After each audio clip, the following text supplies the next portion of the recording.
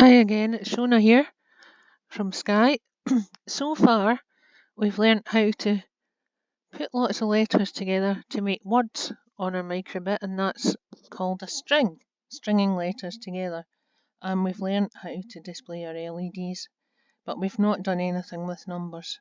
So today we're going to have a bit of fun with numbers, and I think we're going to try and make a step counter. So first of all, let's move this over here. As usual, we're doing tidy coding.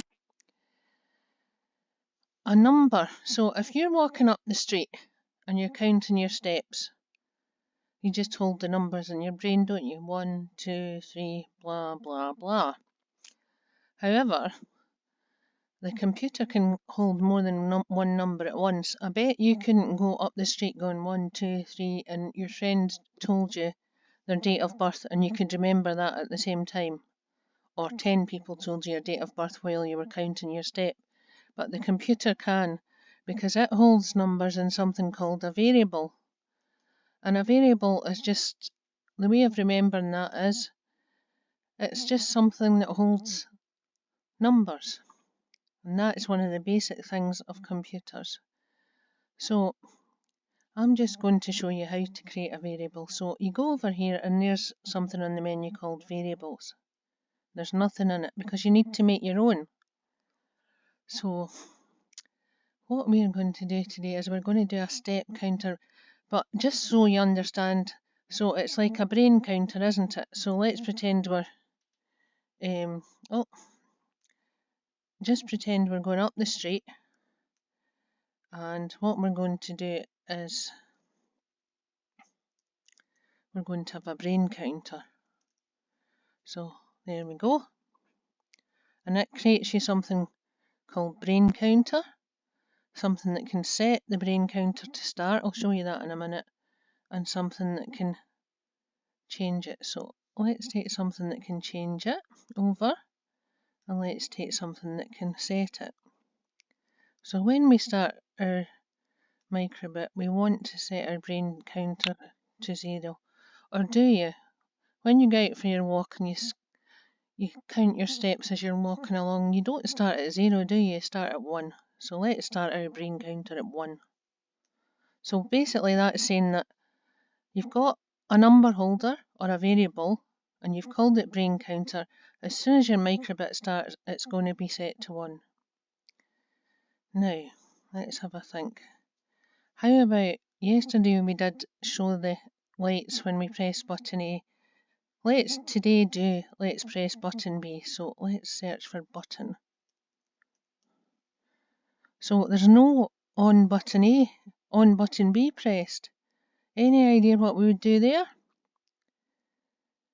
Well, look at this, it's got a wee arrow, so that means that can change. So let's try bringing this over. And let's change that to button B. There you go. Now, so when button B gets pressed, we're going to set our counter in our brain as if we're doing a step, right? So we're going to add 1 step to it. So when we start our microbit up, we're setting this variable or this number counter, which we've called brain counter, to 1 step. And every time we press button B, we're going to make it go up. Let's see if that works here. So press button B.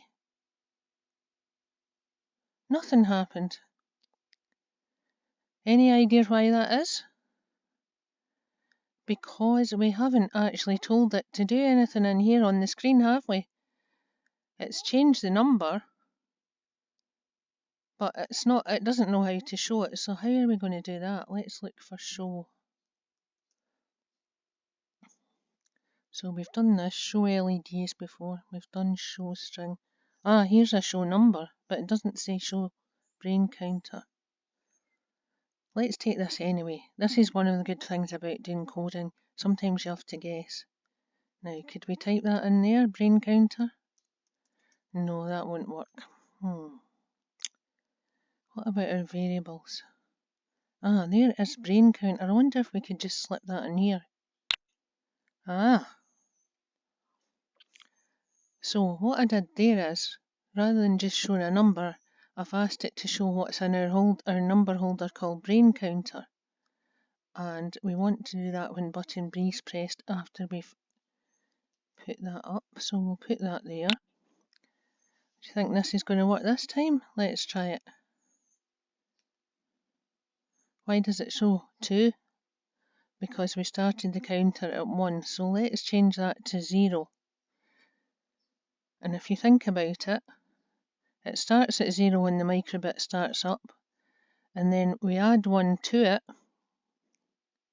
So the first time it shows the number, it will be 1. Let's try that. Let's press button B. Good. There you go. Now, how would you make that into a step counter? Well, this is one of the things I've not shown you about the microbit yet. The microbit is quite smart, and what it can do is it can know that you've shaken it. So let's look for a shake.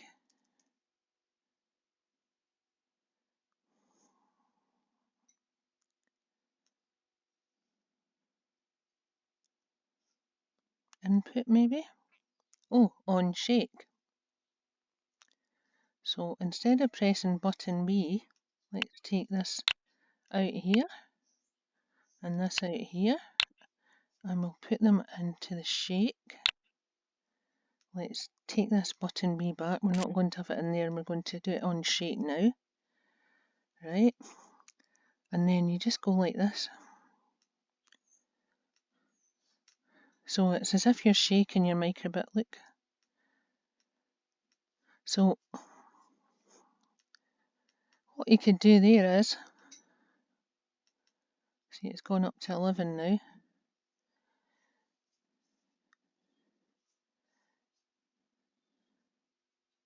There you go, you can do it just by moving it on the screen with your mouse, look. Or you can just press that. What are we at now? 16. So what we've done before for fun at work is you download that, move it to your actual microbit, or if you're doing it on your phone, just pass it to your microbit. And we've fastened microbits to the back of hockey nets, football nets before. We've fastened them onto people's shoes, and then basically you're getting a goal counter or a step counter. So that's how to do it. Really easy and brilliant fun. Why don't you give it a go? And then you could maybe try changing this number and see what you get, or changing the step counter by different steps. Just have a play about and have great fun. Cheers.